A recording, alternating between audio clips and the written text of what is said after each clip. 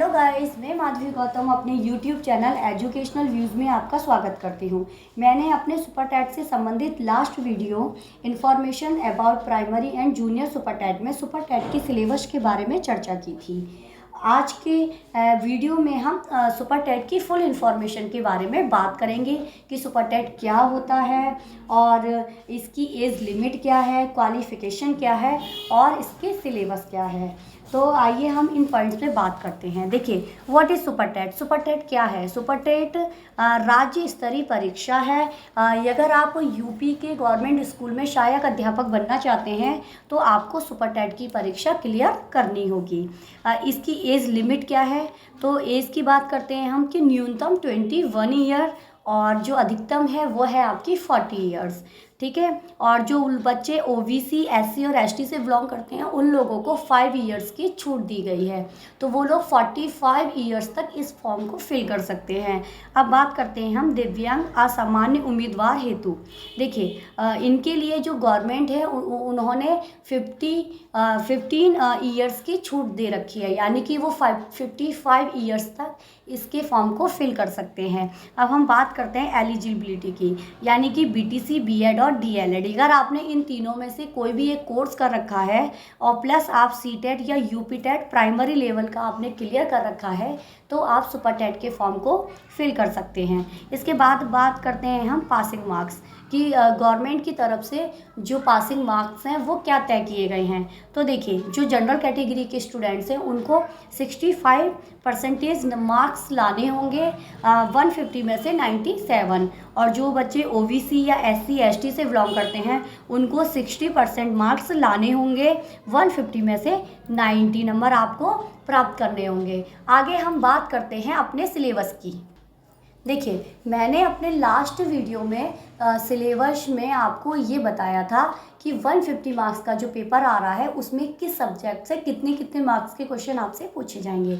But आज के video में मैं आपको ये बताऊंगी कि जो भी हमारे जो सब्जेक्ट्स हैं 12 और उनमें हमें किन किन टॉपिक्स को पढ़ना है और कौन कौन सी बुक का हम की हेल्प ले सकते हैं। तो देखिए, सबसे पहले बात करते हैं हम अपने लैंग्वेज के अंतर्गत आपको हिंदी, संस्कृत और अंग्रेजी को पढ़ना है। देखिए, सबसे पहले बात है आपकी हिंदी में क्या है कि आपको व्याकरण, अपठित गद्यांश और पद्यांश आपको पढ़ना है। देखिए गाइस, आपने अभी यूपी टेट की जो परीक्षा है वो क्लियर की है तो आपने हिंदी को अच्छे से पढ़ रखा होगा।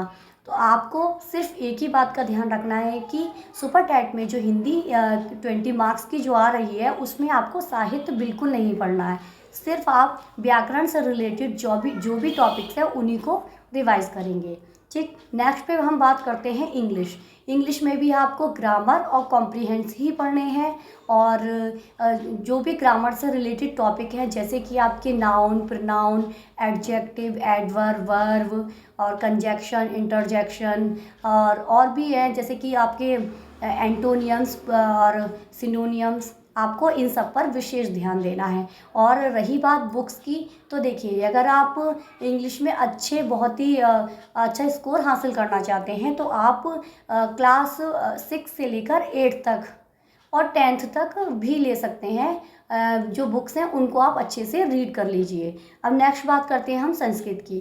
देखिए, संस्कृत के लिए आपको जो भी यूपी के जो गवर्नमेंट स्कूल होते हैं उनमें जो संस्कृत की बुक्स चल रही हैं 6 से लेकर 8th तक, या फिर आप एनसीईआरटी की बुक ले सकते हैं। तो जो भी ये संस्कृत की किताबें होती हैं इनके पीछे व्याकरण का कुछ पोर्शन दिया गया होता है तो आप उसको अच्छे से पढ़ लीजिए। और इसके अलावा आप एक महेश्वर सूत्र होता है और जो कि संस्कृत की गिनतियां हैं इनको भी आप अच्छे से कीजिए क्योंकि इनसे रिलेटेड भी 3 से 4 क्वेश्चन आपके पूछे जाते हैं, तो आप इन किताबों का सहारा ले सकते हैं। अब हम नेक्स्ट बात करते हैं विज्ञान। देखिए, जो विज्ञान है उसके लिए भी आपको 6 से लेकर 10 तक की एनसीईआरटी की किताबें पढ़नी होंगी और आपको उन किताबों में इनके जो भी टॉपिक्स हैं जैसे कि दैनिक जीवन में विज्ञान, गति, बल, ऊर्जा, प्रकाश, ध्वनि, जीवों की दुनिया, मानव शरीर, स्वास्थ्य और स्वच्छता एवं पोषण,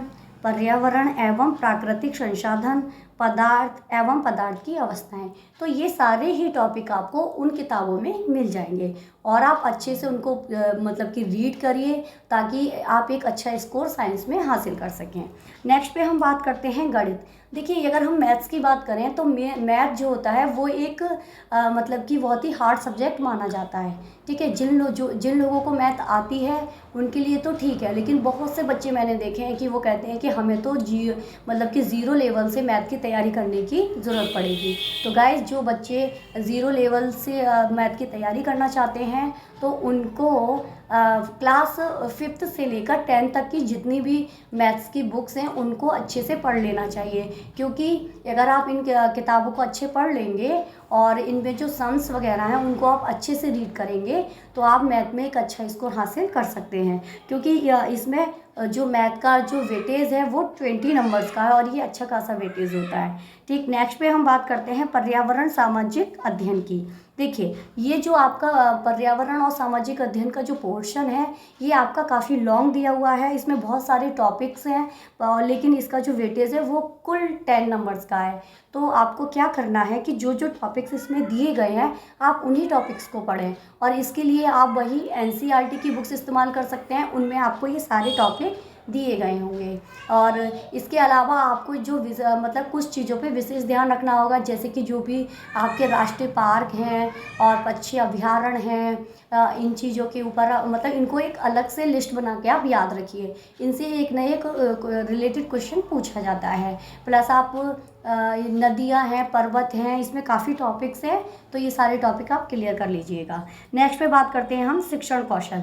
देखिए, शिक्षण कौशल का जो विषय है वो हमने अपनी BTC B.Ed और DLED में पढ़ा हुआ है, तो आपको वही करना है कि उन किताबों को आप लीजिए और शिक्षण कौशल से में जो भी टॉपिक्स दिए गए हैं उनको आप उन किताबों से अच्छे से रीड कर लीजिए।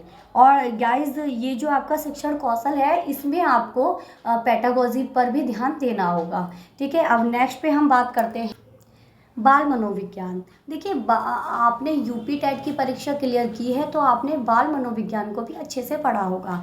तो इसमें जो टॉपिक्स आपके दिए गए हैं जैसे कि व्यक्तिगत भिन्नता, बाल विकास को प्रभावित करने वाले कारक, सीखने की आवश्यकता की पहचान, पढ़ने के लिए वातावरण का सृजन करना, सीखने के सिद्धांत तथा कक्षा शिक्षण में इनके व्यवहारिक उपयोगिता एवं प्रयास, दिव्यांग छात्रों हेतु विशेष व्यवस्था। तो गाइज, ये इसमें जो टॉपिक्स दिए गए हैं ये अधिकतर पेडागोजी से रिलेटेड है और इसलिए आपको पेडागोजी पे अपनी अच्छी पकड़ बनानी होगी।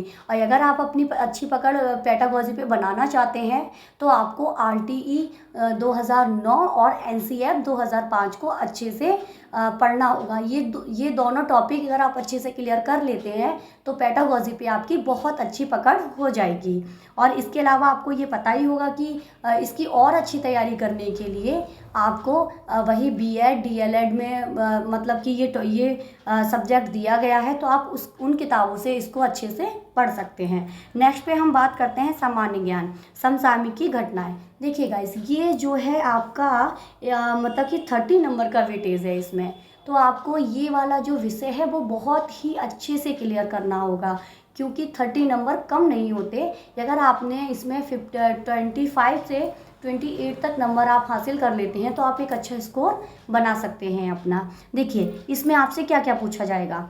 समसामयिक की महत्वपूर्ण घटनाएं जो कि अंतर्राष्ट्रीय और राष्ट्रीय से संबंधित होंगी, प्रदेश से संबंधित क्वेश्चन आपसे पूछे जाएंगे और इसके अलावा व्यक्तित्व हो गया, रचनाएं हो गई, अंतर्राष्ट्रीय तथा राष्ट्रीय पुरस्कार हो गए, खेलकूद हो गए, भारतीय संस्कृति एवं कला आदि। तो देखिए, आपको ये सारे टॉपिक्स पढ़ने के लिए जो करंट अफेयर की जो बुक्स आती हैं मार्केट में, जैसे कि ल्यूसेंट हो गई आपकी, स्पीडी है, प्रतियोगिता दर्पण है, आप उनको परचेज कर लीजिए, क्योंकि इन बुक्स में ये सारे टॉपिक हाईलाइट में दिए होते हैं। और अगर आपने ये बुक्स अच्छे से पढ़ ली तो आप अच्छा स्कोर इसमें हासिल कर सकते हैं। देखिए गाइज, आपको कम से कम 1 ईयर की करंट अफेयर और उससे रिलेटेड जो भी क्वेश्चंस हैं उनको तैयार करना होगा। ठीक है, नेक्स्ट पे हम बात कर लेते हैं तार्किक ज्ञान।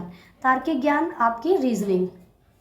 देखिए ये कुल 5 नंबर का है, ठीक है, तो इस पे ज़्यादा इतना फोकस करने की ज़रूरत नहीं है आपको सिर्फ कुछ ऐसे टॉपिक्स हैं, अगर आपने उनको पढ़ लिया तो आप 5 नंबर का अच्छे से करके आ सकते हैं पेपर में। देखिए जैसे कि कैलेंडर है, क्लॉक है, आपका डायरेक्शन है और कोडिंग है, ठीक है, और सीरीज़ हैं, तो इस तरीके के क्वेश्चन आपसे इसमें पूछे जाते हैं, तो आप इनको अच्छे से क्लियर कर लीजिएगा। अब नेक्स्ट बात करते हैं हम सूचना तकनीकी पे।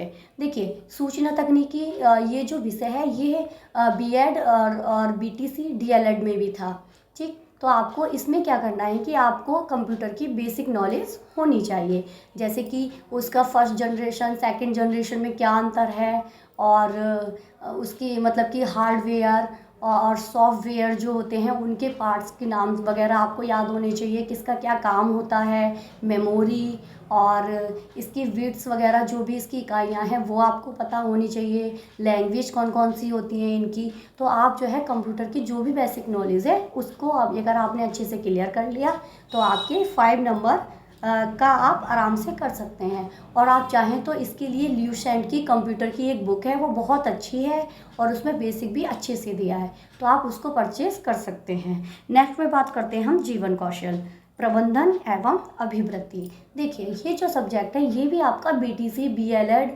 डीएलएड और बीएड से संबंधित है, ठीक है, ये आपने उसमें अच्छे से पढ़ा होगा। और ये जो आपका सब्जेक्ट है ये पूरी तरीके से पेडागोजी पे बेस्ड है, तो वही मैं आपसे दोबारा इसी बात को दोहराऊंगी कि आप अच्छे से आरटीई 2009 और एनसीएफ 2005 उसको आप अच्छे से पढ़ लीजिएगा, जिससे कि आपकी पेडागोजी पर एक अच्छी पकड़ हो सके। और जो ये तीनों जो विषय हैं जो कि बीएड वगैरह से लिए गए हैं, तो इनमें आपको पेडागोजी से रिलेटेड 20 से 25 क्वेश्चन आपको मिल जाएंगे, तो आपको अपनी पेडागोजी पर भी एक अच्छी पकड़ बनानी होगी। देखिए गाइस ये तो था हमारा पूरे जो सिलेबस था उसका विश्लेषण, और मैंने आपको ये भी बताया है कि आपको कौन कौन सी बुक्स पढ़नी होंगी। अगर आप इन बुक से इनकी तैयारी करते हैं तो आप एक बहुत अच्छा स्कोर अपने एग्ज़ाम में हासिल कर लेंगे। तो अगर आपको मेरा ये वीडियो अच्छा लगा हो तो प्लीज़ आप इसको लाइक कर दीजिएगा और शेयर कर दीजिए, और जिन्होंने मेरा चैनल सब्सक्राइब नहीं किया है वो मेरे चैनल को सब्सक्राइब कर लें और बेल आइकन को भी प्रेस कर दें, ताकि मैं जब भी अपना नया वीडियो अपलोड करूं तो उसका नोटिफिकेशन आपको प्राप्त हो जाए। Thank you for watching.